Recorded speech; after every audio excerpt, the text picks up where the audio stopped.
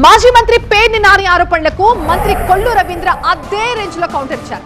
ప్రజలు బుద్ధి చెప్పినా వైసీపీ నేతలకి బుద్ధి రావడం లేదంటూ మండిపడ్డారు. దేవుడి విషయంలో కూడా ఈ అసత్య ప్రచారాలేంటంటూ మండిపడ్డారు.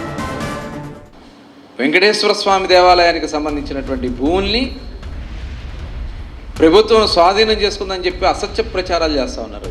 దేవుడి దగ్గర అబద్ధాలు ఆడకూడదు, అది గుర్తుపెట్టుకోండి. రెచ్చగొట్టేలా మాట్లాడితే పరిణామాలు చాలా తీవ్రంగా ఉంటాయంటూ హెచ్చరించారు మంత్రి కొల్లు. ఇది ఎవరో కాదు, దేవాలయానికి సంబంధించినటువంటి నిర్మాణ దాతలు సహాయ సహకారాలతో వాళ్ళు మాట్లాడి దేవాలయానికి ఆదాయం ఇచ్చే విధంగా చేస్తూ ఉంటే భూమిని 99 సంవత్సరాలకి ఇచ్చేశారు, ఏం చేస్తున్నారు మీరంతా అని చెప్పి రెచ్చగొట్టే కార్యక్రమాలు చేస్తాను. దానివల్ల ఇబ్బందులు పడతారని కూడా తెలియజేస్తాను.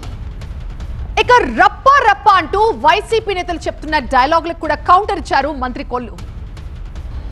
రప్ప రప్ప అని ఏదేదో మాట్లాడారు, చెప్తే వినరు, గిల్లితే ఏడుస్తారు.